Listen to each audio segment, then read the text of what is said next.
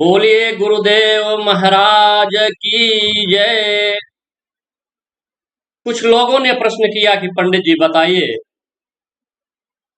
कि गुरु की महिमा क्या है,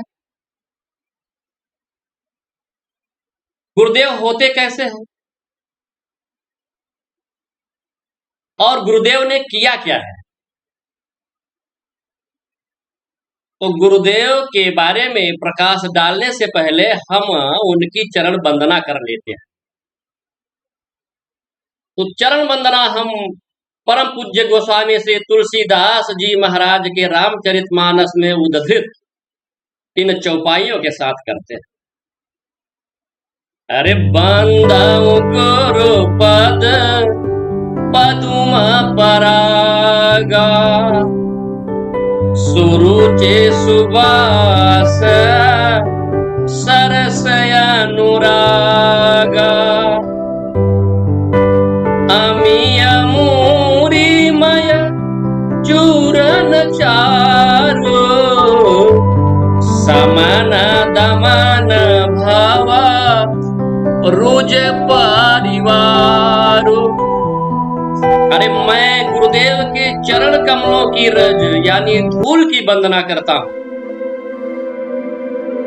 जो सुंदर स्वाद सुगंधित तथा प्रेममयी रस से परिपूर्ण है। और गुरुदेव की जो चरण रज है, जो चरण की धूली है, वो संसार के लिए संजीवनी बूटी के चूर्ण के समान है, जो सांसारिक रोगों मोहों के परिवार समेत नष्ट करने वाली। तलन मोह सम सोस प्रकाशु बड़े भाग और आवई जासु। एक गुरुचरण कमल रूपी प्रेम जिनके हृदय में हो जाए, उनके भाग्य खुल जाते हैं, क्योंकि यह चरण कमल रूपी प्रेम जो इंसान के अंदर प्रकाश पैदा करता है, वो प्रकाश अज्ञान रूपी अंधकार को जड़ समेत नष्ट करता है। अब गुरुदेव होते कैसे हैं, तो मैं बता दूं कि गुरुदेव कपास की ठोड़ी के समान उनका तन है और गुरुदेव का मन कपास की रुई के समान। गुरुदेव का हृदय बहुत ही लचीला है,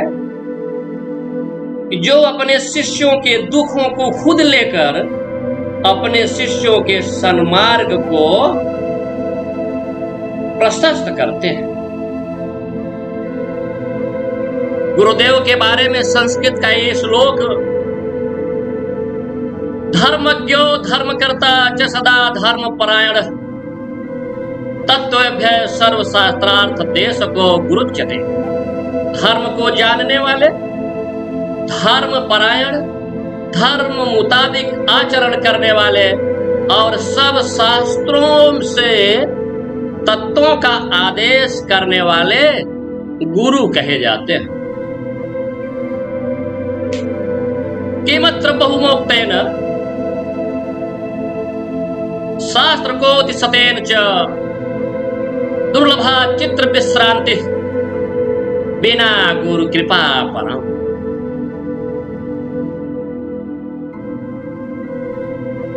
बहुत कहने से क्या, करोड़ों शास्त्रों को पढ़ने से क्या,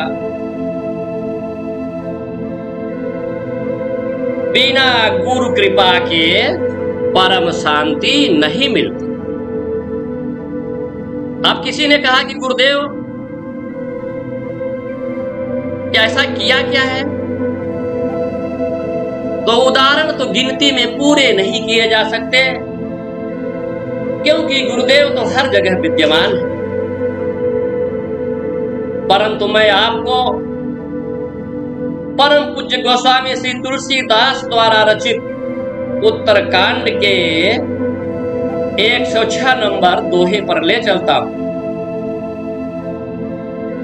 जहां पर उन्होंने काकभूषुंड के बारे में बताया था, जो कि काकभूषुंड परमपिता परमेश्वर भगवान श्री राम के अग्रगण्य भक्तों में से एक हैं। उन पर घटित ये रहस्य, जो कि काकभूषुंड जी ने भगवान गरुड़ जी को सुनाया था, मैं आपके सामने प्रस्तुत कर रहा हूं। तो आपको पता चल जाएगा कि गुरुदेव करते क्या हैं, गुरुदेव दयालु कितने हैं, गुरुदेव मर्मज्ञ कितने हैं, गुरुदेव की शक्ति कितनी है, गुरुदेव कहां तक पहुंच रखते हैं। तो काकभूषुंड जी ने अपने शब्दों में भगवान श्री गरुड़ से कह रहे हैं, एक बार हर मंदिरा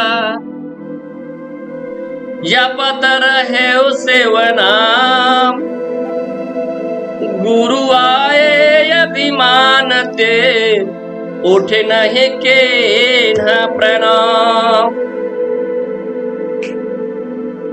सो दयाल नहीं कहे कछु और न रोस लवलेस, अति अघगर गुरु अपमानता सही नहीं सके महेश। एक बार मैं शिव के मंदिर में शिव जी के नाम का जप कर रहा था और गुरु जी वहां पर आ गए, परंतु मैंने अभिमान के बस उन गुरुदेव को उठकर प्रणाम नहीं और न गुरुदेव का सम्मान, क्योंकि मेरे गुरुदेव बहुत दयालु थे। उनको जरा भी क्रोध नहीं आया, जरा भी उन्होंने मुझ पे गुस्सा नहीं किया।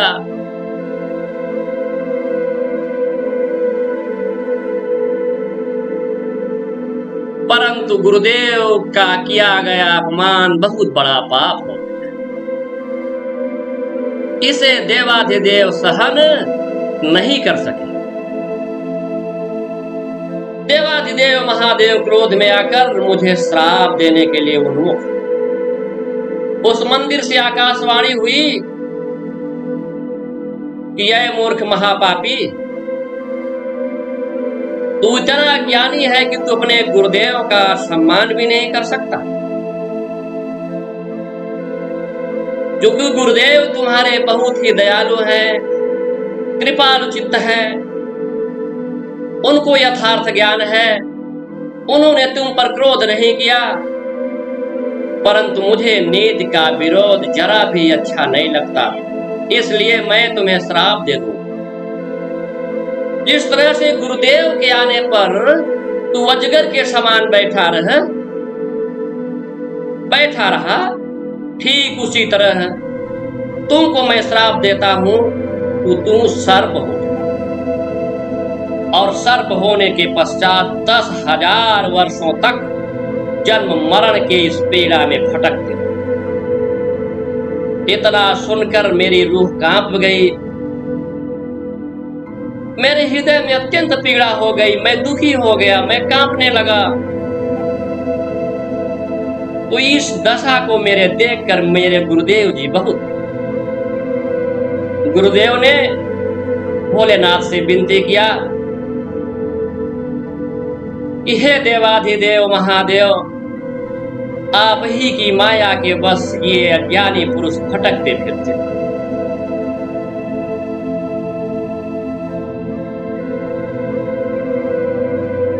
गुरुदेव ने भोलेनाथ का तपस्या किया और गुरुदेव प्रसन्न न किए भोलेनाथ को। तब भोलेनाथ ने उनसे कहा कि हे ब्राह्मण देव, इस तुम्हारी विनती से, तुम्हारे तप से मैं प्रसन्न हूं। तुम क्या चाहते हो मांग लो, मैं तुम्हें देने के लिए तैयार। तो मेरे गुरुदेव ने मुझ पे दया दिखाते हुए, दया करते हुए उन्होंने भोलेनाथ से कहा कि भोलेनाथ, मैं चाहता हूं कि मेरे शिष्य का ये जो दुख है वो थोड़े ही समय में संपन्न हो। भोलेनाथ ने हंसकर कहा कि गुरुदेव की ये जो प्यारी दया है इसके शिष्य पे, मैं इससे प्रसन्न हूं और मैं तुम्हारे कहने पे इसके दर्द को कम किए कर देता हूं, क्योंकि मेरा श्राप व्यर्थ तो नहीं जाएगा, परंतु ये जन्म और मरण के पीड़ा से दुखी नहीं होगा और इसको हर समय ज्ञान की प्राप्ति रहेगी और ये बहुत जल्द ही मेरे इस श्राप से मुक्ति प्राप्त कर लेगा। अतएव ऐसा ही एक शिष्य जो गुरु के मर्म को समझते हैं, इस तरह से गुरुदेव